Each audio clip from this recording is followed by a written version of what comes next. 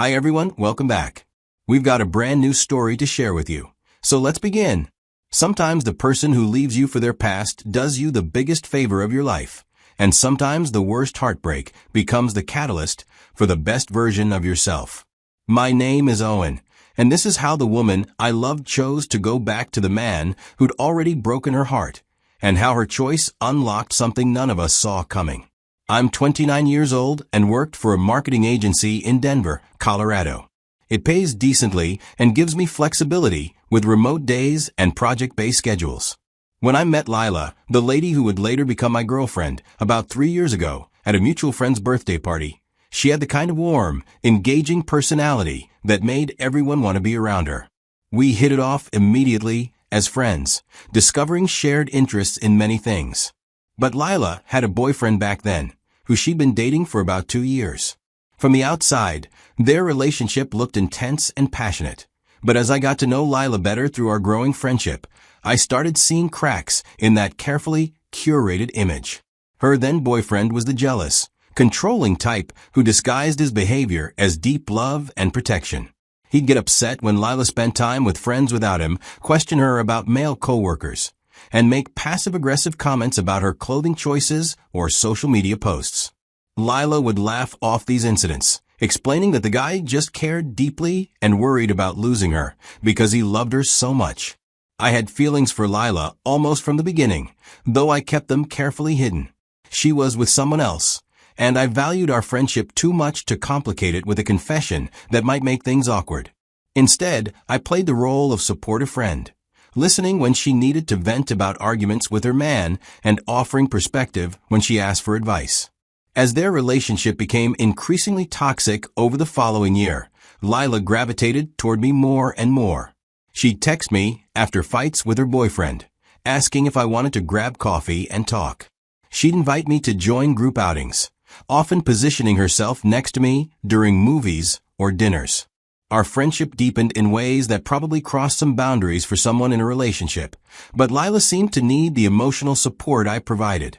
I watched her boyfriend treat her poorly for months, being dismissive of her achievements, making demeaning jokes about her intelligence, and demanding more and more of her time and attention while giving little emotional support in return.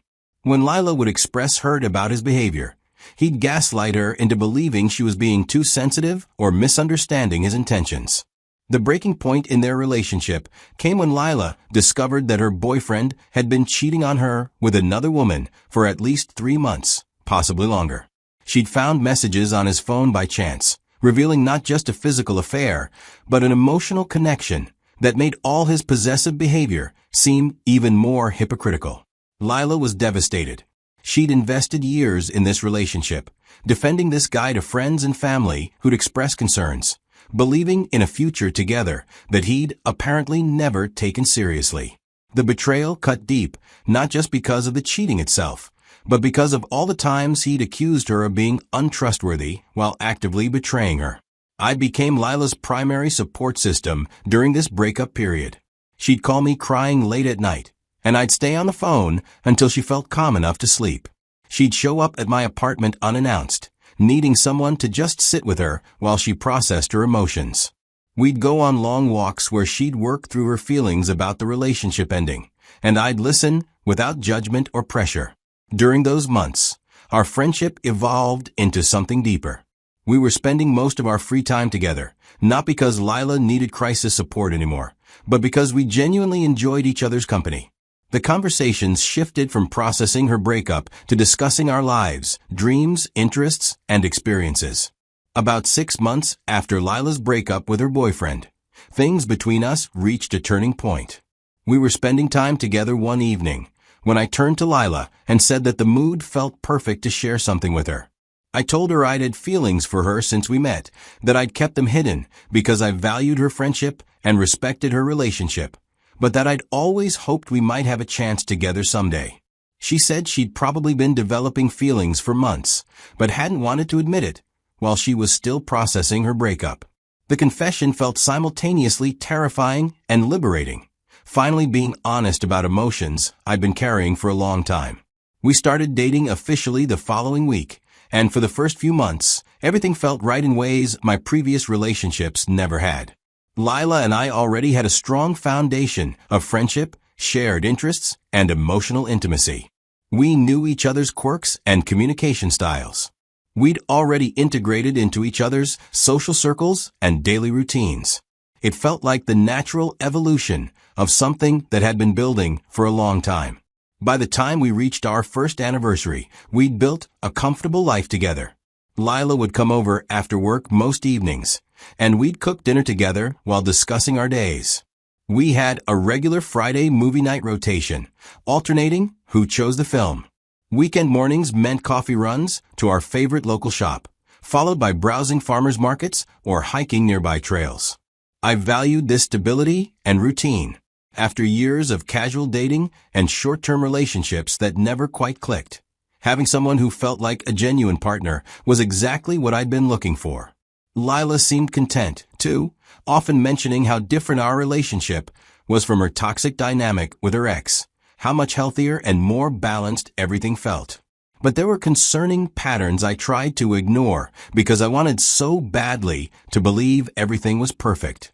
Lila would occasionally bring up her ex in conversations, mentioning places they'd gone together or things they'd done, sometimes comparing those experiences favorably to things we'd done. When we'd watch romantic movies or hear certain songs, Lila would sometimes comment that they reminded her of moments with her ex. She'd frame these comments as just memories rather than lingering feelings, but they happened frequently enough that I started taking notes. It felt like part of her was still emotionally tethered to a relationship that had ended over a year ago. I tried to be understanding rather than insecure. Everyone has a past, and it's natural to remember significant relationships even after they end. I didn't want to be the controlling, jealous type who couldn't handle his girlfriend having a history before meeting him. I told myself that trust mattered more than suspicion, that Lila was with me now by choice, and that I shouldn't let insecurity damage a good relationship. But privately, I worried that Lila had started dating me because I was safe and comfortable rather than because she was genuinely ready to move on from her ex. I worried that she might never have fully processed her feelings about the relationship ending before jumping into something new with me without properly healing. I worried that I might just be the rebound she'd needed to get over him.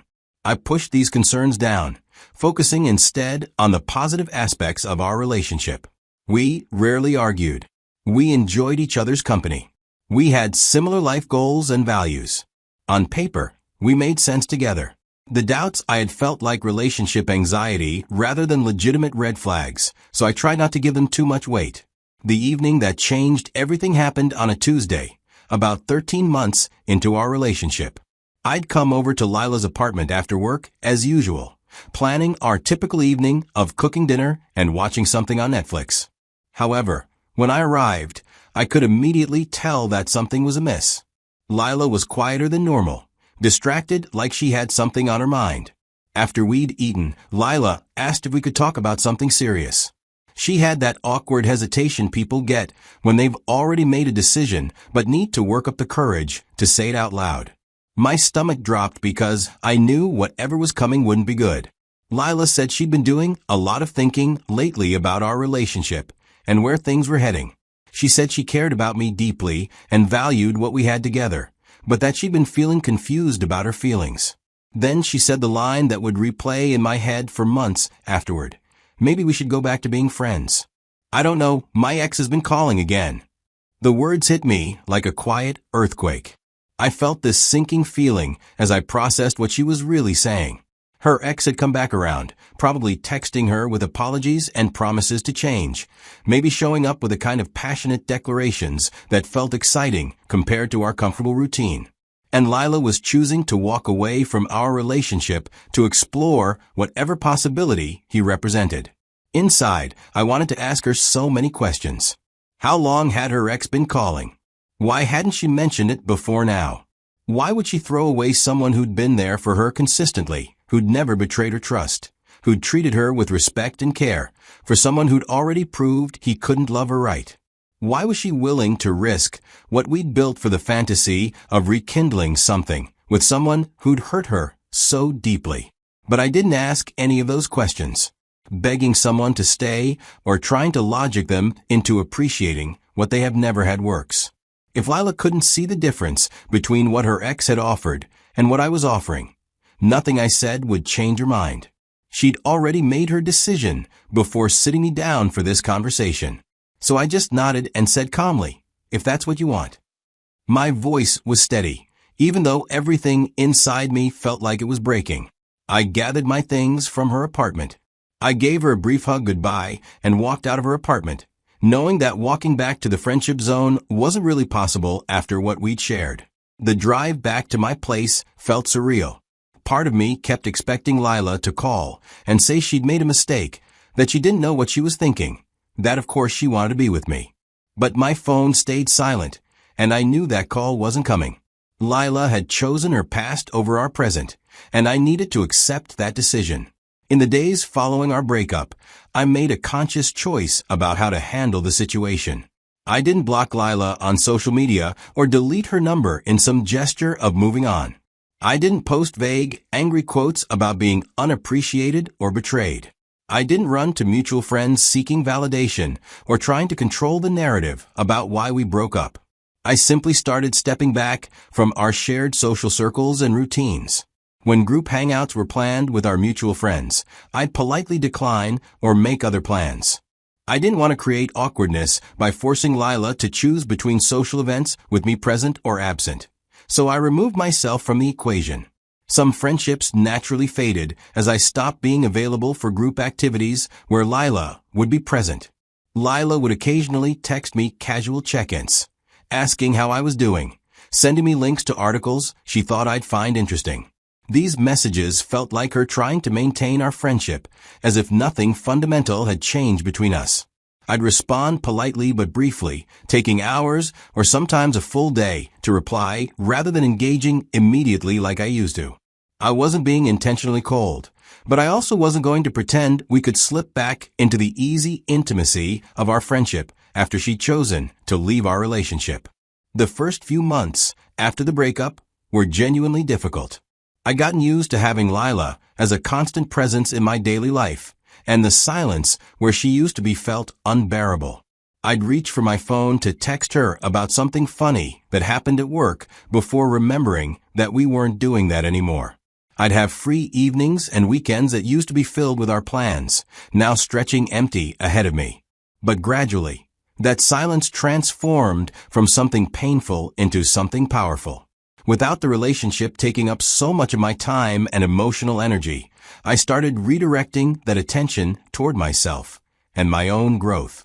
I'd been putting my life on hold in subtle ways to accommodate our relationship, and now I had the opportunity to invest in things I'd been neglecting. I threw myself into work with renewed focus, taking on challenging projects I'd been avoiding and developing new design skills through online courses. Work became a source of pride and accomplishment rather than just a paycheck.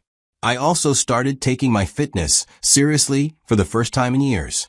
I'd let myself get out of shape during the relationship, prioritizing date nights and couch time over exercise. Now I joined a CrossFit gym near my apartment and committed to going 5 times a week. The physical challenge gave me something to focus on besides the breakup, and the endorphins helped manage the emotional pain I was processing. The transformation wasn't just physical, though that was certainly noticeable. I lost some pounds of weight, gained visible muscle definition, and started carrying myself with more confidence. But more importantly, I developed mental toughness and discipline that extended beyond the gym. I learned to push through discomfort and keep going even when things felt impossible. Lessons that applied to healing from heartbreak as much as completing a difficult workout. About 4 months after the breakup, I started expanding my social circle intentionally. I attended networking events for designers and creatives, making professional connections that evolved into friendships. I reconnected with old friends I'd neglected while focusing so much energy on my relationship with Lila. These new social connections felt different from the friendships I'd had while dating Lila. People were getting to know me as Owen the individual rather than Owen who was dating Lila or Owen who was part of a couple. I wasn't defined by my relationship status or playing a supporting role in someone else's story. I was building a life that was authentically mine rather than something I'd constructed around another person. I also started traveling more intentionally. I booked a solo weekend trip to Austin, Texas, to visit a college friend and explore the city's food scene and live music venues. The trip was so enjoyable that I started planning more. I documented these trips through photos I posted on Instagram, scenic overlooks, interesting meals, architecture that caught my designers, moments that captured the freedom and adventure I was experiencing. I was sharing because these experiences genuinely excited me and represented the life I was building for myself. During this period of growth and exploration, I also invested in skills I'd been wanting to develop but never prioritized. I started reading books about personal finance and investing by educating myself. I upgraded my wardrobe, learning about fit and style rather than just buying whatever was convenient.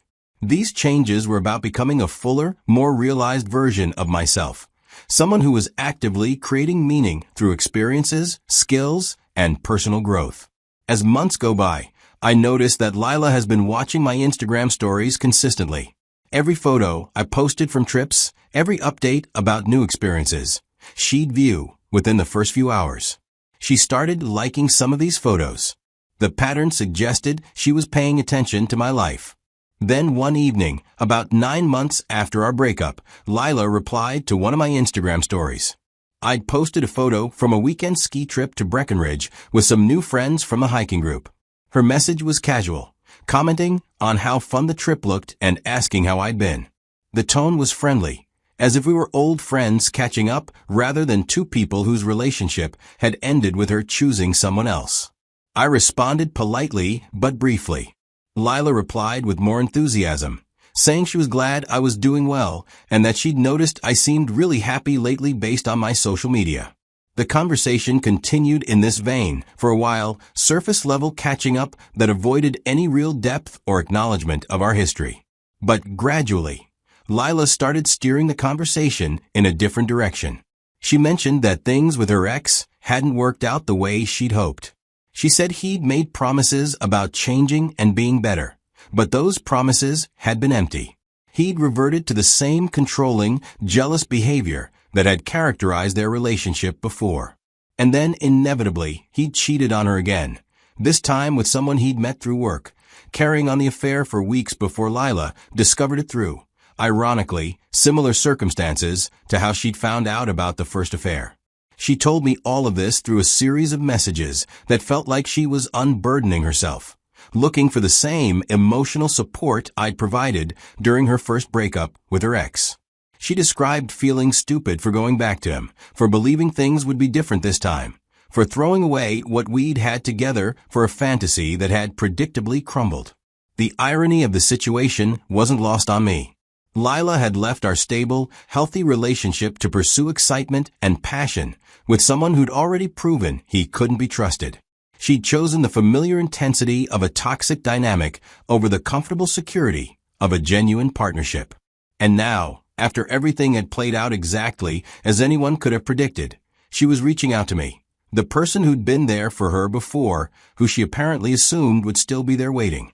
As I read through her messages, I felt a surprising absence of bitterness or vindictiveness. I didn't feel satisfied that things with her ex had failed, didn't feel like her pain was justified karma. I just felt a deep sense of clarity about how much I'd dodged a bullet when she walked away from our relationship.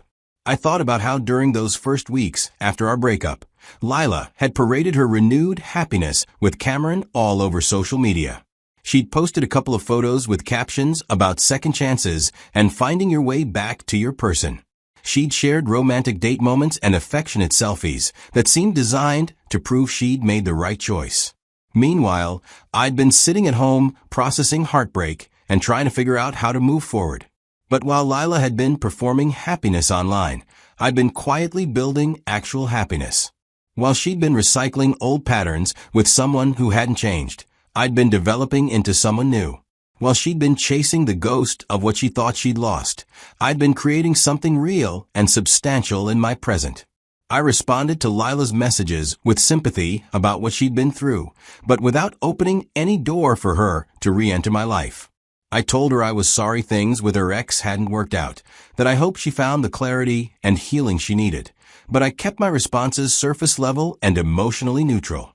I didn't offer to meet up and talk, didn't suggest we try to rebuild our friendship, didn't give any indication that I was interested in being her emotional support system again. Lila seemed to pick up on this shift in my responses. Her messages became more direct, suggesting we should grab coffee and really catch up, mentioning how much she missed our friendship and conversations. She said she'd made a huge mistake walking away from what we had, that she'd been confused and scared, but now realized how good we'd been together. But I didn't take the bait.